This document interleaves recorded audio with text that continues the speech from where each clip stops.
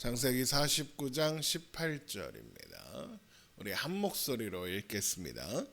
여호와여, 나는 주의 구원을 기다리나이다. 아멘.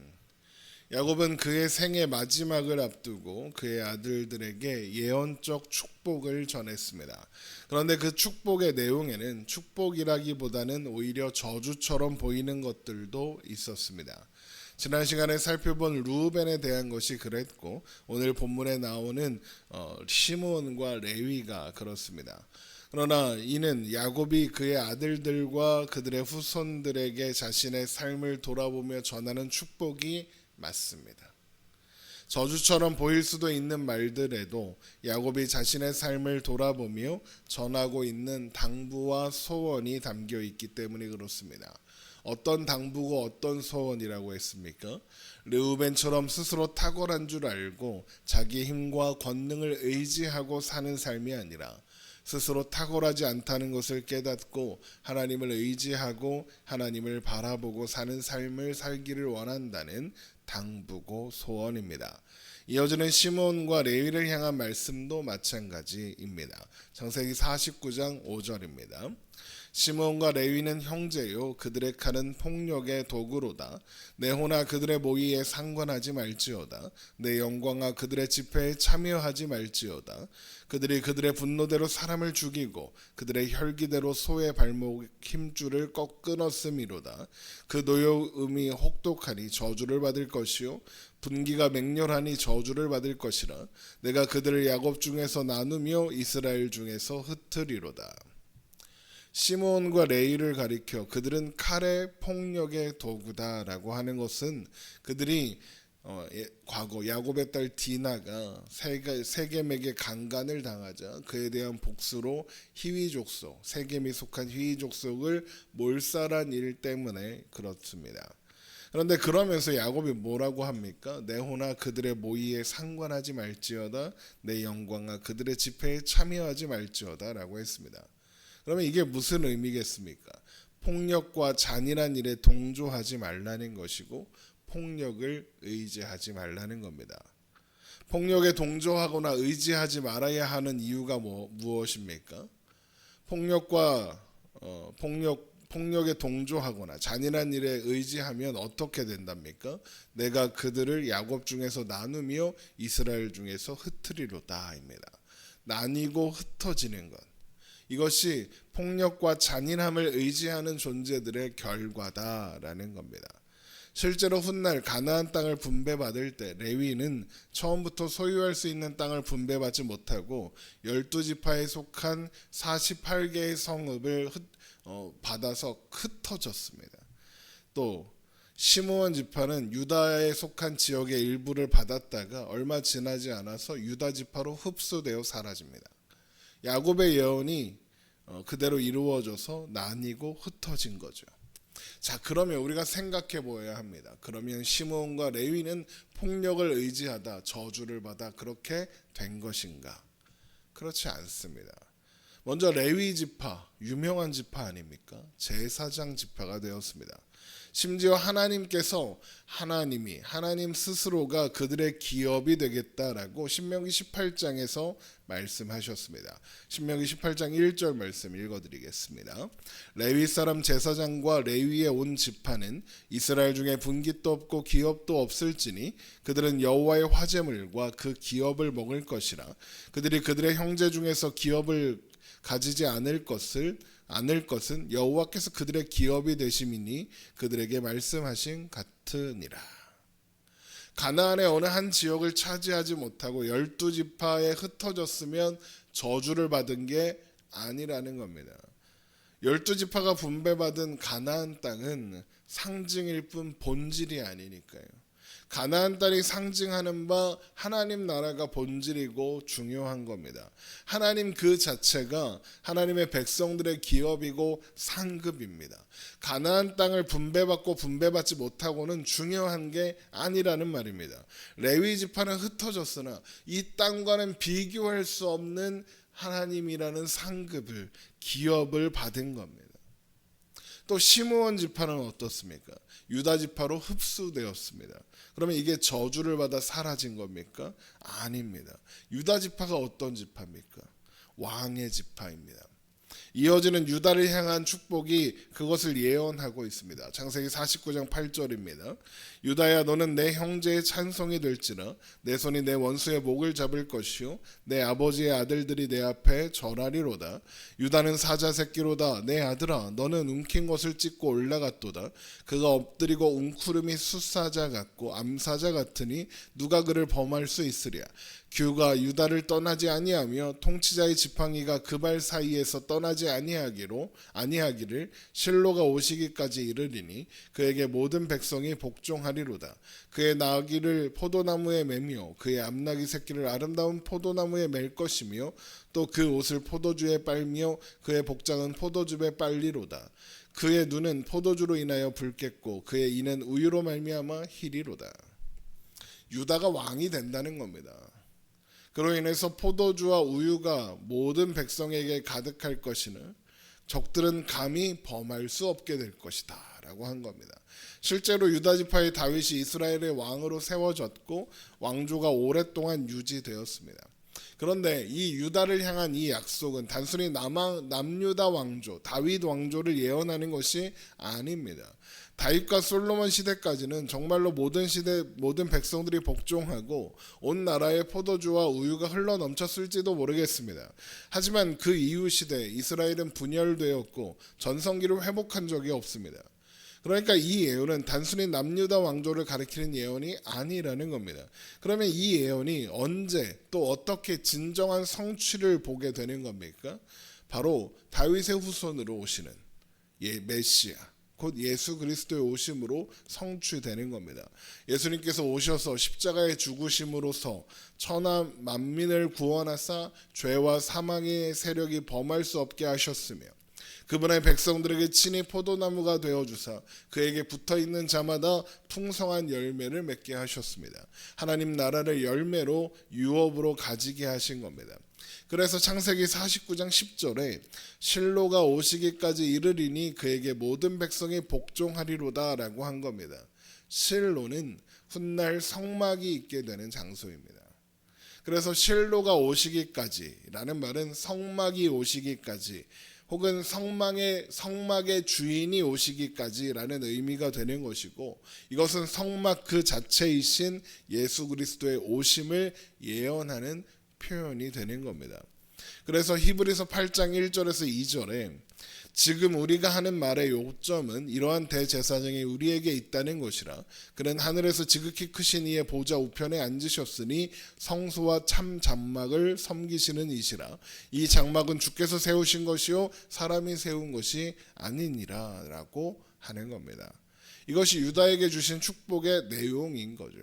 그런데 폭력을 도모하고 의지하던 시므온이 유다 지파의 일원이 되었습니다. 그렇게 예수 그리스도를 통해 성취된 약속 안에 동참하게 되는 겁니다. 그것보다 더 큰 영광이 어디 있습니까? 시므온과 레위를 합치면 더 놀랐습니다. 시므온은 왕의 지파가 되었고 레위 지파는 제사장 지파가 되었습니다. 합치면 왕 같은 제사장 아닙니까? 곧 하나님의 백성 그 자체가 되는 겁니다. 결국 시므온과 레위를 향한 야곱의 축복은 폭력을 의지하고 사는 존재는 흩어지고 사라질 뿐이지만 하나님을 의지하고 하나님의 은혜를 의지하고 사는 존재는 왕 같은 제사장, 영원한 하나님의 백성으로 살게 된다라는 의미를 담고 있다는 겁니다. 야곱은 그렇게 하나님의 말씀을 통해서 시몬과 레위가 폭력을 의지하고 사는 인생이 아니라 하나님을 의지하고 사는 인생이 되라고 당부하며 축복하는 겁니다. 이어지는 축복은 스불론을 향한 것입니다. 창세기 49장 13절입니다. 스불론은 해변에 거주하리니 그곳은 배 매는 해변이라 그의 경계가 시돈까지리로다. 이 말씀은 그냥 스불론이 사는 곳이 해변이라는 말인가 하고 쉽게 넘어갈 수도 있겠지만 사실 이 말씀은 중요한 예언이 됩니다. 먼저 스불론이 거주하게 된다는 해변은 우리가 쉽게 떠올리는 바다, 지중해 해변은 아닙니다. 나중에 스불론 지파가 분배받는 땅은 다른 지파들 사이에 끼어 있는 내륙이거든요. 그런데 그곳에도 해변이 있었고 항구가 있었습니다. 어떻게 내륙에 항구가 있고 해변이 있었느냐? 바로 갈릴리 바다, 갈릴리 호수가 있었습니다. 그리고 또 그곳에 스불론 땅에 속한 그 유명한 나사렛이라는 장소가 있습니다. 그런데 갈릴리와 나사렛은 원래 주목받던 동네도 유명한 동네도 아니었습니다. 오죽하면 예수님이 나사렛 출신이다라는 말을 들은 나다나엘이 나사렛에서 무슨 선한 것이 날 수 있느냐라고 말할 정도였습니다. 게다가 그 지리적 위치 때문에 항상 외세의 침략에 제일 먼저 노출되었습니다. 그래서 스불론은 고통의 땅, 아픔의 땅으로 기억되어 있습니다. 그런데 그곳이 어떻게 된답니까? 뱀에는 해변, 배가 드나드는 항구가 되고 그 경계가 고대 근동의 무역 중심지였던 시돈까지 이르게 된답니다. 실제 역사와는 하나도 맞지 않는 모사인 겁니다. 그러면 이런 야곱의 예언은 어떤 의미인 걸까요? 갈릴리 나사렛이라는 말을 들었을 때 이미 짐작하셨을 것처럼 예수님과 관계가 있는 겁니다. 스불론은 항구가 될 겁니다. 어떤 항구입니까? 복음이 전 세계로 전해지는 항구가 되는 겁니다. 실제로 바다에 인접한 항구가 아니라 복음이 시작되는, 복음이 전 세계로 뻗어나가는 항구가 되는 겁니다. 예수님께서 오셔서 이룰 사역의 중심지, 그래서 복음이 세계 각지로 전해지는 시작지가 된다는 의미가 되는 겁니다. 그 다음으로 이어지는 축복은 이사가를 향한 것입니다. 창세기 49장 14절입니다. 이사가는 양의 우리 사이에 꿇어앉은 건장한 나귀로다. 그는 쉴 것을 보고 좋게 여기며 토지를 보고 아름답게 여기며 어깨를 내려 짐을 메고 앞제 아래에서 섬기리로다. 양의 우리 사이에 꿇어앉은 건장한 나귀라는 것은 양의 우리 사이를 오가며 일하는 나귀를 가리키는 말입니다. 그런데 양의 우리 사이에 꿇어앉아 있습니다. 이것은 나귀가 일하기를 거부하고 편한 자세로 누워 있다는 말입니다. 그런 나귀는 그가 있는 곳을 좋고 아름답고 여기겠죠. 하지만 실제로는 어떤 존재입니까? 주인이 와서 채찍질 한번 하면 바로 일하러 가야 하는 그런 나귀입니다. 그러니까 실제로는 앞제 아래에 있는, 주인이 있어서 언제든 그 어깨에 짐을 지울 수 있는 상태인 나귀입니다. 그러면 이사갈이 그런 나귀와 같다라는 건 무슨 의미겠습니까? 그가 쉴 것을 보고 좋게 여기며 토지를 보고 아름답게 여겼다는 표현은 과거 아브라함이 롯과 헤어질 때 롯이 소돔과 고모라를 아름답게 여겼다, 여호와의 동산처럼 여겼다라는 표현이 떠오르게 합니다. 그리고 그때 롯은 그 땅을 가리켜서 여호와의 동산 같고 애굽 같다라고 했었습니다. 하나님과 상관없는 세상을 상징하는 애굽과 하나님의 통치와 은혜가 있는 여호와의 동산은 서로 어울리지 않습니다. 하지만 롯은 여호와의 동산이 애굽과 같은 곳이라고, 여호와의 동산은 세상적으로 물질적으로 풍요롭고 뭔가 아름답고 그런 것으로 가득한 곳이다라고 생각했다는 겁니다. 그런데 롯이 선택한 소돔과 고모라의 결론이 무엇이었습니까? 멸망이었습니다. 그리고 이제 이사갈이 앞제 아래에 있는 줄도 모르고 그가 있는 땅을 쉴 곳이라고 생각하고 좋게 여기며 아름답게 여기는 존재가 된답니다. 그러다 앞제 아래에서 짐을 매야 할 거랍니다. 그러면 이게 무슨 말씀이겠습니까? 땅의 아름다움, 이 세상에서의 안락함, 육체적 편안함을 다른 어떤 가치보다 우선하고 사는 존재는 결국 독립하지 못하고 앞제 아래에 예속된 존재로 살 수밖에 없다라는 겁니다. 세상의 안락함, 육체의 편안함을 쫓지 말라는 거죠. 그건 자유가 아니라, 평안이 아니라 안식이 아니다.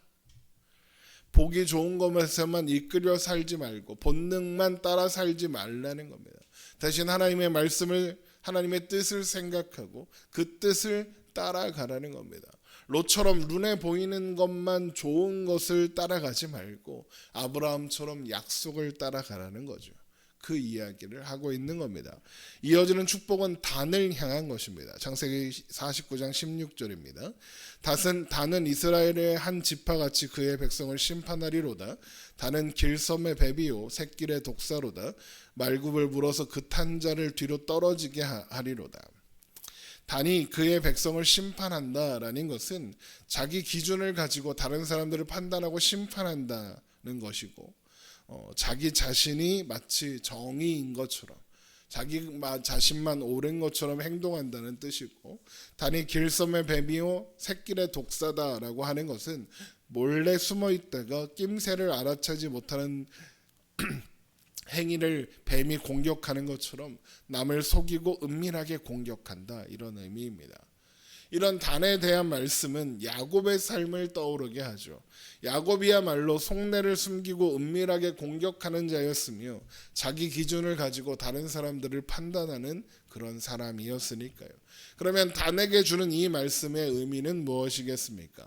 너의 기준으로 다른 사람들을 판단하고 살지 말라는 겁니다. 교묘한 방식으로 남을 공격하는 자가 되지 말라는 거죠. 야곱이 그랬던 것처럼 스스로 정의의 기준이 되지 말라는 겁니다. 또한 자기 지혜를 신뢰하지 말라는 거죠. 대신 하나님과 하나님의 말씀을 의지하고 하나님의 말씀을 정의로 삼고 하나님의 지혜를 의지하여 살라는 겁니다. 그래서 이 모든 이야기, 저주처럼 보이는 이야기가 막 반복되는 그 마지막에 창세기 49장 18절 여호와여 나는 주의 구원을 기다리나이다 라고 축복을 하는 겁니다. 하나님의 구원이, 하나님의 도우심이 필요하다는 겁니다. 그리고 이것이 야곱이 그의 자손들 모두에게 전하고자 하는 메시지이며 하나님께 그의 자손들을 부탁하며 맡기는 기도인 겁니다. 그리고 오늘 이 말씀을 듣는 우리를 향한 메시지이기도 하죠.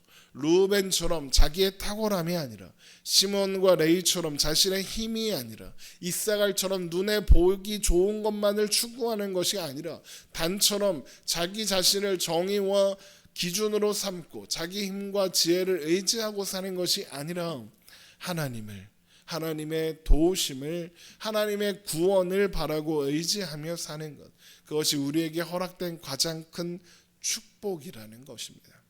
하나님께서 우리를 도우사 바로 그런 축복의 자리에서 살아가게 하시기를 간절히 축원합니다. 기도하겠습니다.